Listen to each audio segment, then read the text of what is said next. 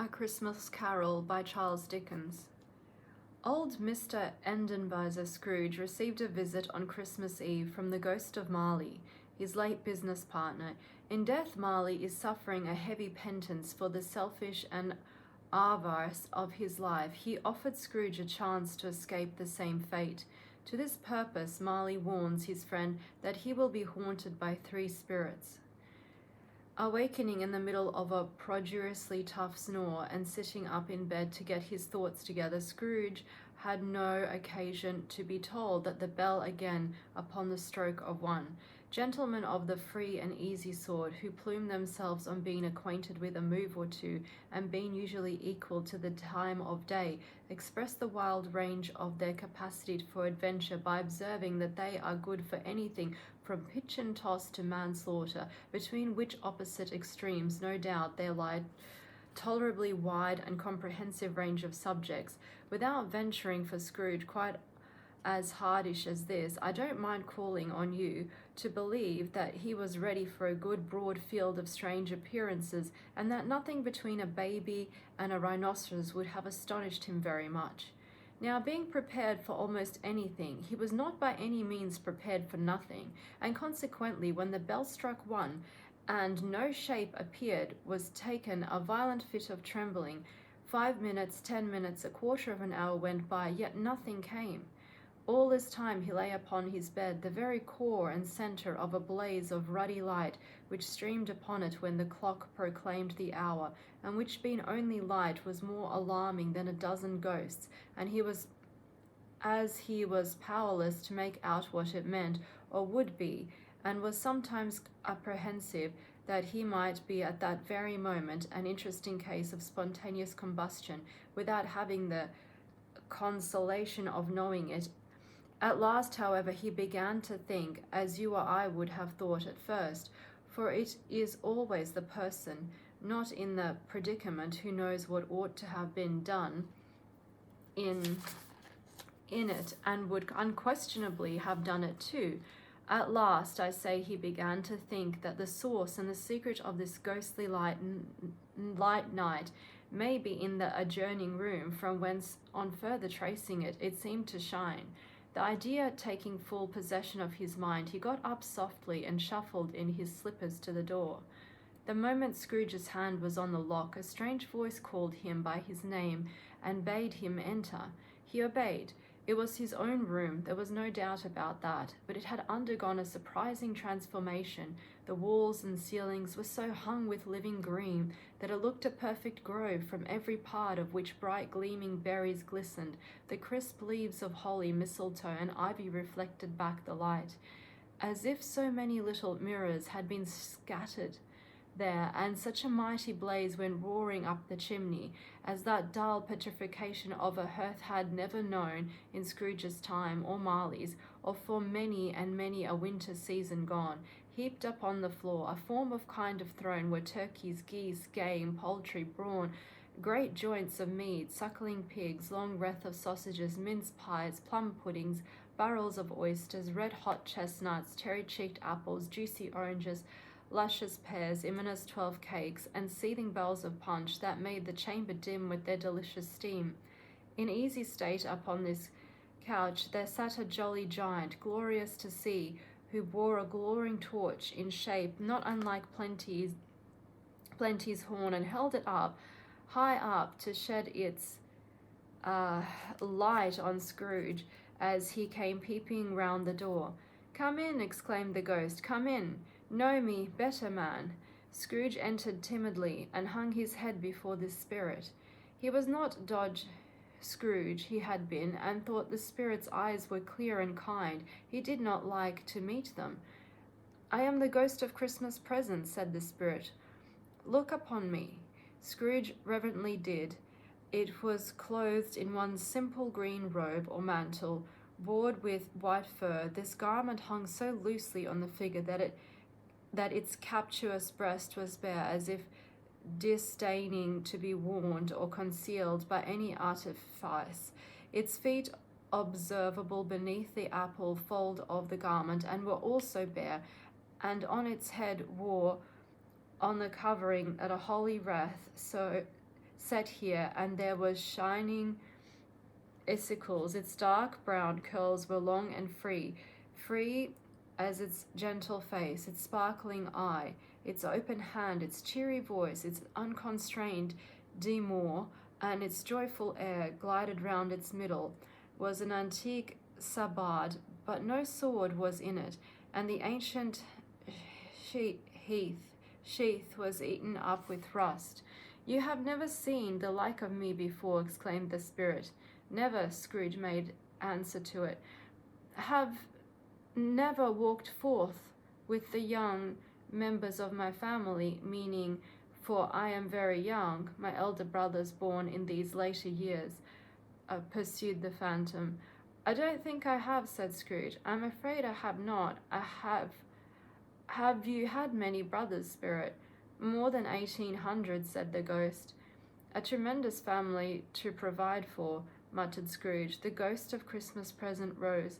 "Spirit," said Scrooge submissively, "conduct me where you will. I went forth last night on compulsion, and I learnt a lesson which is working now. To unnight, if you have aught to teach me, let me profit by it." "Touch my robe." Scrooge did as he was told, and held it fast. Holy mistletoe, red berry, ivy turkey, geese, game, poultry, brawn, meats, pigs, sausages, oysters, pies, puddings, fruits, and punch all vanished instantly. So did the room, the fire, the ruddy glow, the hour of night, and there stood in the city streets on Christmas morning, where for the weather was severe, the people made a rough but brisk, not unpleasant kind of music in the scraping of the snow from the pavement in front of their dwellings, and from the tops of their houses, whence it was mad delight to the boys to see it come plumbing down into the roads below and spilling into the artificial little snowstorms. The house fronts looked black enough, and the windows blacker, contrasting with the smooth white sheet of snow upon the roofs, and with the dirtier snow upon the ground, which last deposit had been ploughed up in deep furious by the heavy wheels of carts and wagons, furious that crossed and recrossed each other hundreds of times, where the great streets breached off and made intricate channels, hard to trace in the thick yellow mud and icy water. The sky was gloomy, and the short streets were choked up with a dingy mist, half thawed, half frozen, whose heavier particles descended in a shower of sooty atoms, as if the chimney in the Great Britain had by one consent caught fire, and were blazing away their dear hearts' content. There was nothing very cheerful in the climate or the town, and yet was there an air of cheerfulness abroad that the clearest summer air and brightest summer sun night endeavoured to diffuse in vain. For the people who were shovelling away on the housetops were juvenile and full of glee, calling out to one another from the parapets, and now and then enchanting a felicitous snowball detonated missile far than many a word jest, laughing heartily if it went right, and not less heartily if it went wrong. The pulpiter's shop was still half open, and the fruiterers were radiant in their glory. There were great round pot-bellied baskets of chestnut, shaped like waistcoats of jolly old gentlemen, lollying at the door and tumbling out into the streets in their apple-side opulence. There were ruddy, brown-faced, broad-gritted Spanish onions shining in the fatness of their growth like Spanish friars, and winking from their shelves in worrying slyness as the girls, as they went by and glanced demurely at the hung-up mistletoe. There were pears and apples clustered high in blooming pyramids. There were branches and grapes made in the shopkeeper's benevolence to dangle from conspicuous hooks, that people's mouth might water gracious as they passed. There were lots of fibrous mossy and brown, recalling in their fragrance ancient walks among the woods, and pleasant shuffling ankle-deep through with withered leaves. There were Norfolk binfin squabs and squafflies settling off the yellow of the oranges and the lemons, and the great compactness of their juicy persons, urgently entreating and beseeching to be carried home in paper bags and eaten after dinner, the very golden and silver fish set forth among these choice of fruit in a bowl, though member of a dull and stagnant blood race, appeared to know that there was something going on, and to a fish went gasping around and around their little world in slow and passionless excitement. The grocer, the grocer, they nearly closed with perhaps 2 shutters down or 1, but through those gaps such glimpses. It was not alone that the scale descending on the counter made a merry sound, or that the twine and roller parted company so briskly, or that the canisters were rattled up down like jingling tricks, or ever that the blended scene of tea and coffee was so grateful to the nose, or that the taste of raisins was so plentiful and rare, the almonds so extremely white, the sticks of cinnamon so long and straight, and the other spices so delicious, the Candel's fruit so cracked, and the spotted with molten sugar, as to make the coldest looker-ons feel faint and subsequent, bilbious. Nor was it that the figs were moist and plumpy, or that the French plums blushed in modest tartness from their high decorated boxes, or that everything was good to eat and in its Christmas dress, but the customers were also hurried and eager in the hopeful promise of the day that they tumbled up against each other at the door, clashing their wicker baskets wildly, and left their purchases upon the counter, and came running back to fetch them. The committed hundreds of the like mistakes in the best humour possible, while the grocer and his people were so frank and fresh that the polished hearts with which they fastened their aprons behind might have been their own, worn outside for general inspection, and for the Christmas dawn to peck as if they choose.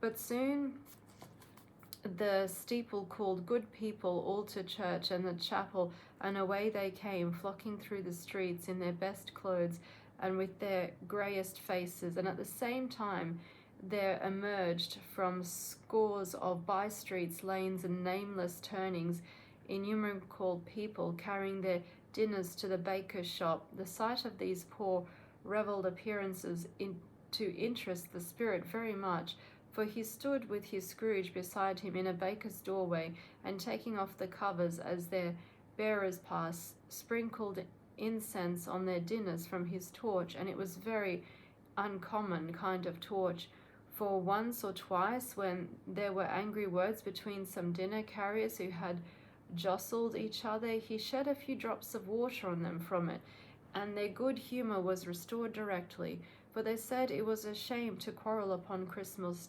Day, and so it was.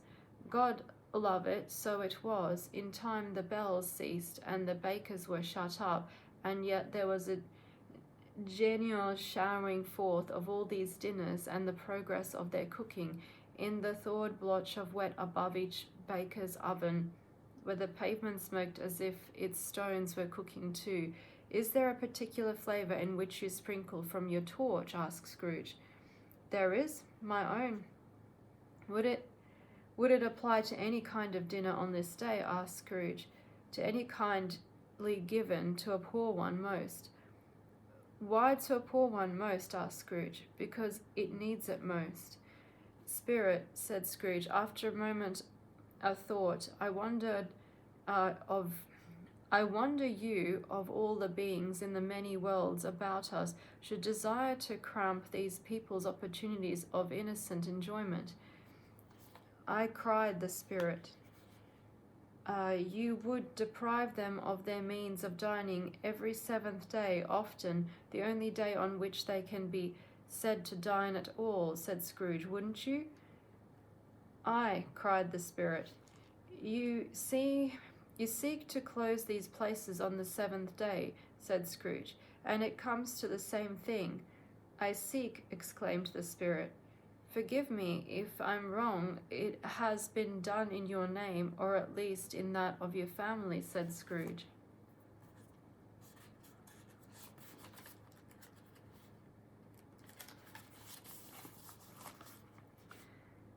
There are some upon this earth of yours, returned the spirit, who lay claim to know us, and who do their deeds of passion, pride, ill will, hatred, envy, bigotry, and selfishness in our name, who are as strange to us as all our kin and kin, and if they had never lived, remember that, and charge their doings on themselves, not us.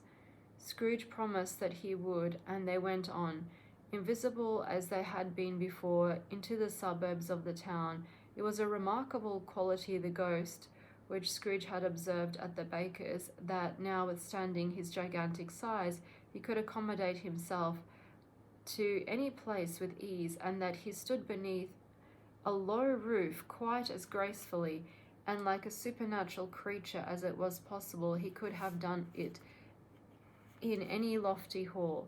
And perhaps it was the pleasure of good spirit had in showing off the power of his, or else it was his own kind, generous, hearty nature, and his sympathy with all poor men, that led him straight to Scrooge's clerk's. For there he went, and looked Scrooge with him, holding his robe, and on the threshold of the door of the spirit smiled, and stopped to bless Bob Cratchit's dwellings with the sprinkling of his torch. Think of that! Bob had but 15, Bob a week himself. He pocketed on Saturdays but 15 copies of his Christmas name, and yet the ghost of Christmas present blessed his 4-roomed house.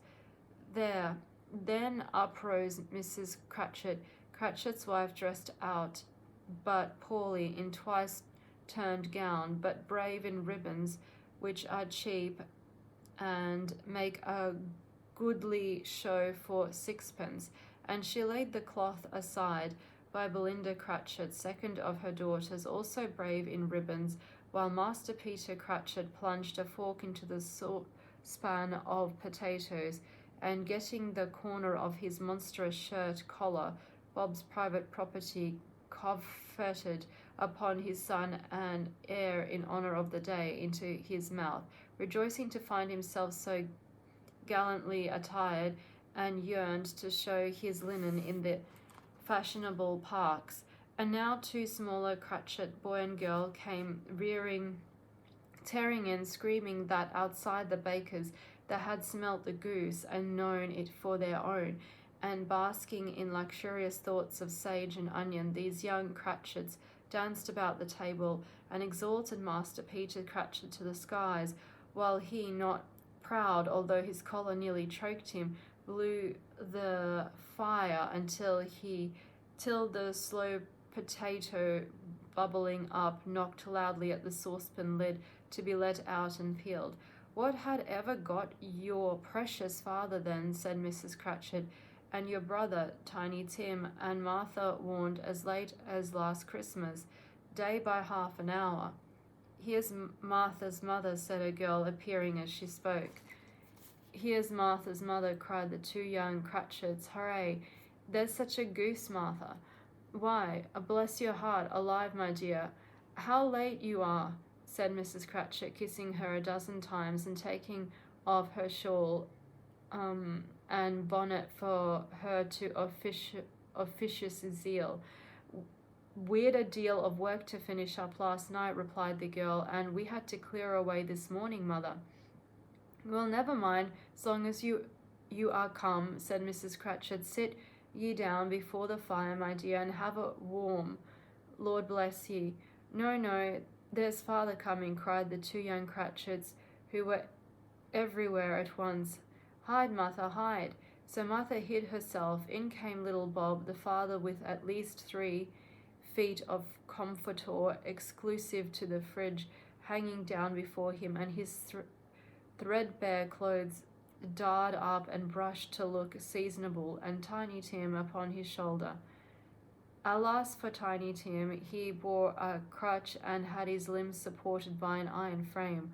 Why, where's our Martha? Cried Bob Cratchit, looking around. Not coming, said Mrs. Cratchit. Not coming, said Bob, with a sudden declaration in his high spirits, for he had been Tim's blood horse all the way from church, and had come home rampant. Not coming upon Christmas Day. Martha didn't like to see him disappointed if it were only in joke, so she came out prematurely from behind the closet door and ran into his arms, while the two young Cratchits hustled Tiny Tim and bore his arms, while the two boy's arms off into the wash house that he might hear the pudding sing in the copper. And how did Tim behave? Asked Mrs. Cratchit when she had railed Bob on his creedily, and Bob had hugged his daughter to his heart's content.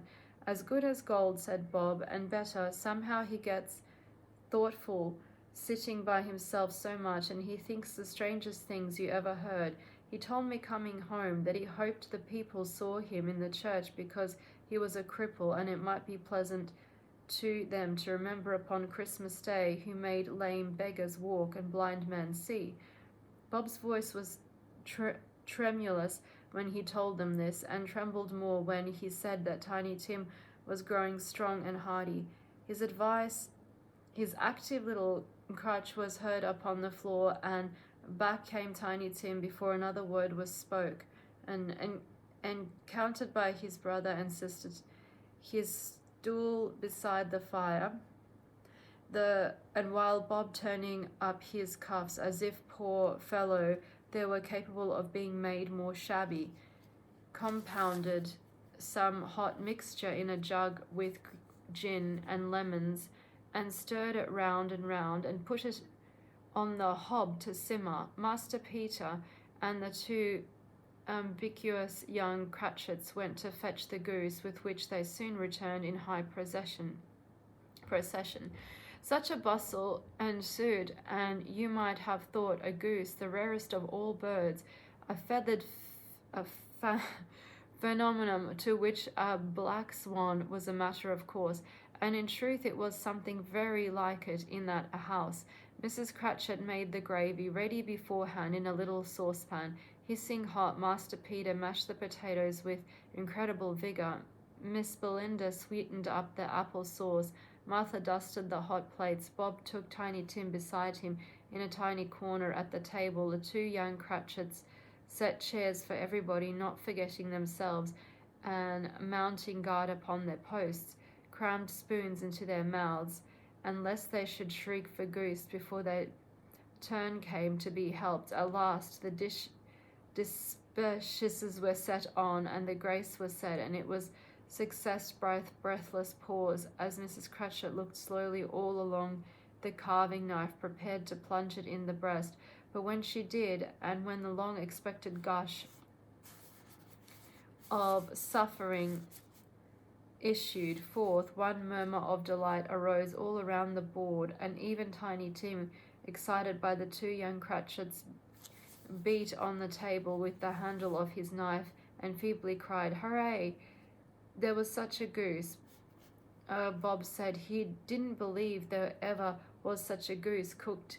Its tenderness and flavour, size and cheapness were the themes of universal admiration. Eked out by apple sauce and mashed potatoes, it was a sufficient dinner for the whole family, indeed, as Mrs. Cratchit said, and with great delight, surveying one small atom of a bone upon the dish, they hadn't ate it all at last. Every one had had enough, and the youngest Cratchits in particular were steeped in sage and onion to the eyeballs. But now the plates being changed by Miss Belinda, Mrs. Cratchit left the room alone, too nervous to bear witness, to take the pudding up and bring it in. Suppose it should not be done enough. Suppose it should break in turning out. Suppose somebody should have gotten over the wall of the backyard and stolen it.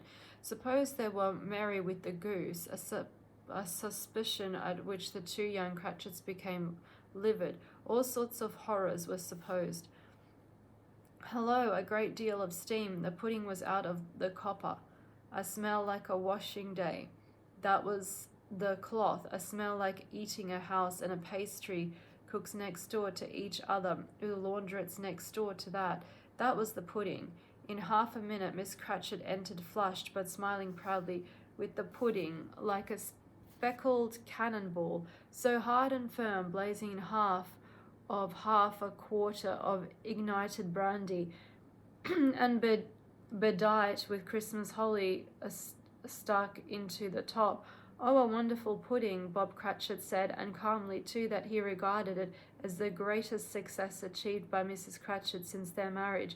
Mrs. Cratchit said that now the weight was off her mind, she would confess she had had her doubts about the quantity of flour, and everybody had something to say about it, but nobody said or thought it was at all a small pudding for the large family. It would have been a flat headsy to do so. Any Cratchit would have blushed to hint such a thing.